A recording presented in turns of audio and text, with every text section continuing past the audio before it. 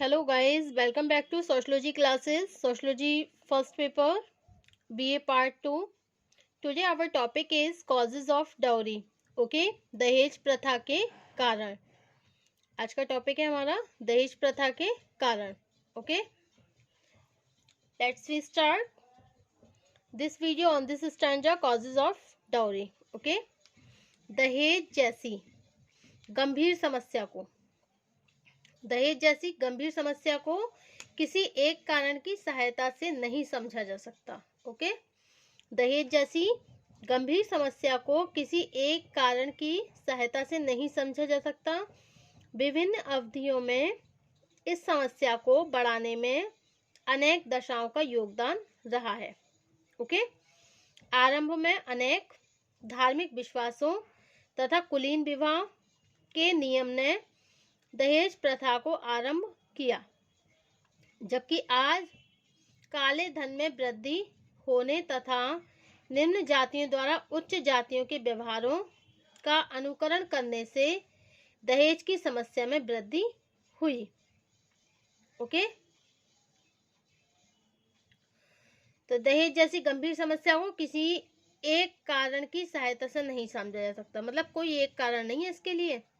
दहेज जैसी गंभीर समस्या के लिए अगर उसे हमें समझना है तो उसके लिए केवल एक कारण नहीं है, बल्कि विभिन्न अवधियों में इस समस्या को बढ़ाने में अनेक दशाओं का योगदान रहा है.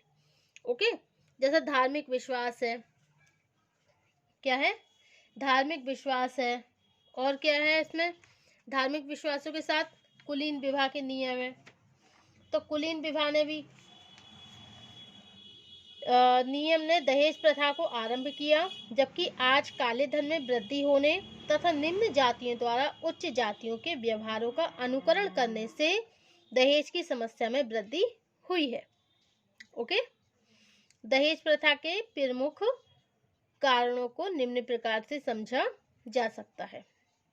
तो दहेज प्रथा के कुछ मुख्य कारण हैं जिन्हें निम्न प्रकार से समझा जा सकता है. ओके, तो दहेज प्रथा के अब क्या है, इसमें कुछ कारण हैं. कौन कौन से हैं? जैसे economic competition system, child marriage, संस्कृतिसेशन, male dominated system, parental dominance, religious belief, black money increase and social status. Okay, तो फर्स्ट क्या है हमारा? आर्थिक प्रतिस्पर्धा. It's the causes of the dowry. Okay, economic competition system. वर्तमान युग में आर्थिक प्रतिस्पर्धा समाज के प्रत्येक वर्ग के जीवन की एक प्रमुख विशेषता बन चुकी है. ओके, इस प्रतिस्पर्धा के अंतर्गत धन को सर्वोच्च सामाजिक मूल्यों के रूप में देखा जाने लगा है. इस स्थिति में प्रत्येक व्यक्ति अधिक से अधिक धन और सुविधाएं प्राप्त करने का प्रयत्न करता है, चाहे इसे किसी भी तरीके से प्राप्त किया जाए. ओके, अब नेक्स्ट है आपका चाइल्ड मैरिज, मतलब बाल विवाह.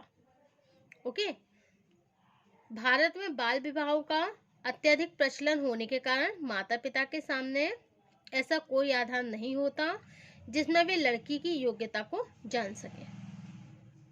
इस स्थिति में दहेज में दी गई राशि ही लड़की की योग्यता की कसौटी बन जाती है. ओके, अब नेक्स्ट है आपका संस्कृतिकरण. संस्कृतिकरण वह प्रक्रिया है जिसके अंतर्गत निम्न हिंदू जातियां अपने से उच्च जातियों के व्यवहारों को आदर्श मानकर उनका अनुकरण करने का प्रयास करती हैं. भारत में आज जीवन के सभी क्षेत्रों में यह प्रक्रिया बहुत प्रभावपूर्ण बन गई है. इसके फलस्वरूप कुछ समय पहले तक जिन निम्न जातियों में दहेज प्रथा का तनिक भी प्रचलन नहीं था, वहां भी उच्च जातियों का अनुकरण करने के कारण दहेज प्रथा का प्रचलन तेजी से बढ़ता जा रहा है. ओके, अब नेक्स्ट है आपका धार्मिक विश्वास, रिलीजियस बिलीफ.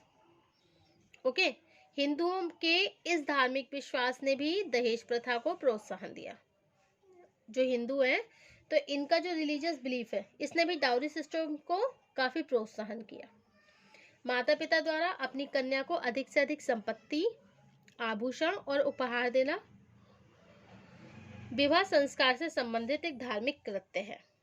आरंभ में यह धार्मिक विश्वास, धार्मिक परंपरा से संबंधित थे, जबकि वर्तमान प्रक्रिया के अंतर्गत इसे आज हम एक समझौते का रूप प्राप्त कर चुके हैं। मतलब आज के समय में एक ही समझौता बन चुका है, डाउरी सिस्टम। ओके, तो धार्मिक विश्वास, ये लोगों का धार्मिक विश्वास है कि भाई अगर हम अपनी कन्या का विवाह कर रहे हैं तो उसे हमें ज्यादा से ज्यादा देकर उसको विदा करना चाहिए। ओके, अब नेक्स्ट टॉपिक क्या है आपका? नेक्स्ट है पुरुष प्रधान देश। ओके, पुरुष प्रधान व्यवस्था। भारतीय समाज सदैव से ही एक पुरुष प्रधान समाज रहा है, जिसमें सभी परंपराओं तथा व्यवहारों का निर्धारण पुरुषों के पक्ष में होता आता है। दहेज प्रथा के माध्यम से भी स्त्रियों पर पुरुषों के प्रभुत्व को स्थापित करने का प्रयत्न किया गया।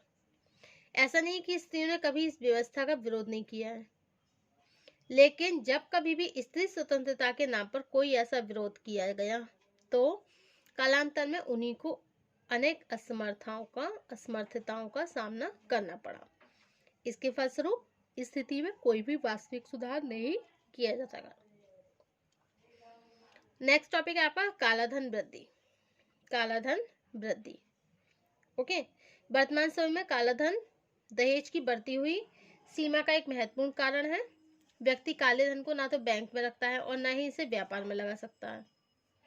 स्वाभाविक है कि इस स्थिति में वह काले धन की सहायता से अपनी लड़की से उच्च स्थिति के वर को प्राप्त करने का प्रयत्न करता है। मतलब अपनी लड़की के लिए क्या करता है वो, कि अच्छे से अच्छा उसको वर मिले।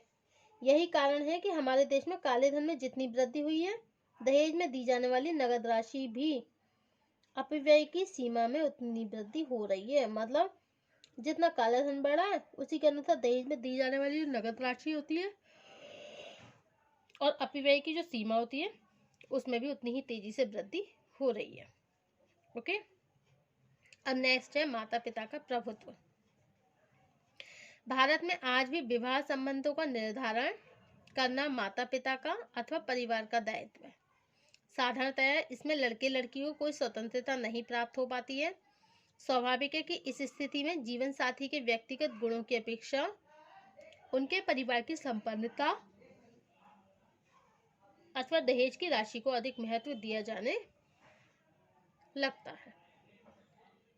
ओके, अब नेक्स्ट टॉपिक है आपका सामाजिक प्रतिष्ठा। क्या है? सामाजिक प्रतिष्ठा। अब सामाजिक प्रतिष्ठा का प्रतीक देखिए, अनेक परिवार है।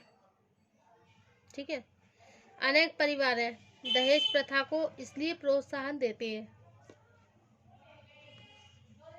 जिसमें उनकी लड़की को अपने पति के संयुक्त परिवार में, अनेक परिवार में दहेज प्रथा को इसलिए प्रोत्साहन देते हैं जिससे उनकी लड़की को अपने पति के संयुक्त परिवार में अधिक से अधिक प्रतिष्ठा मिल सके।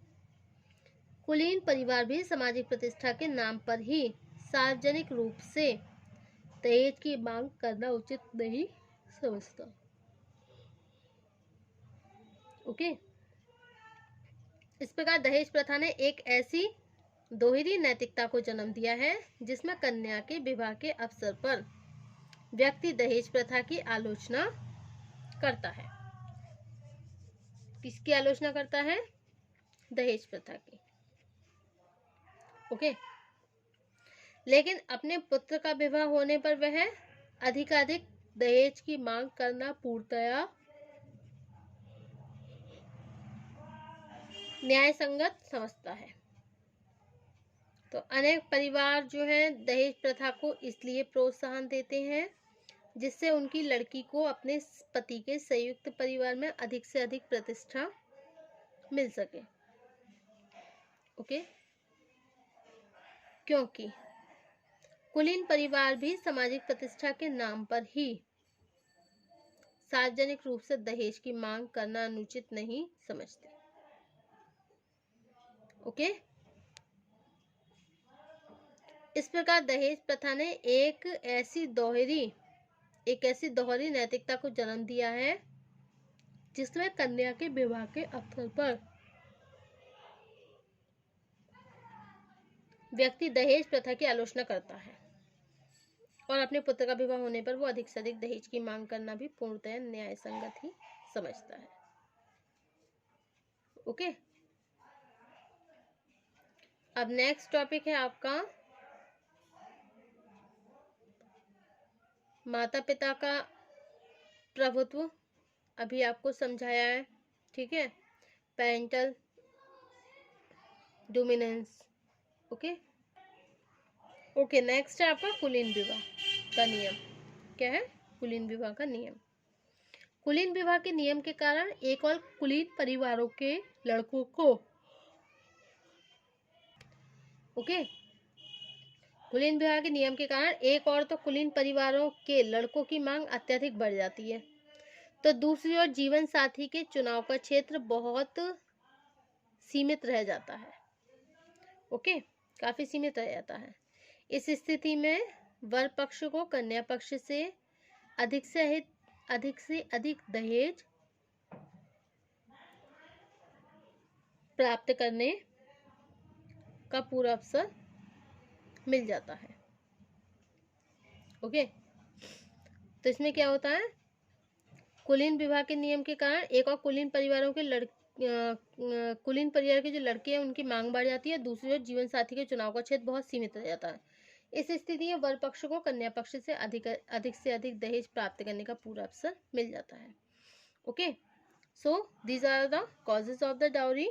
First, economic competition system, child marriage, Sanskritisation, male dominance system, parental dominance, and religious belief, and black money increase, and social status. Okay, so this is the all causes of the dowry. Thank you for watching this YouTube channel.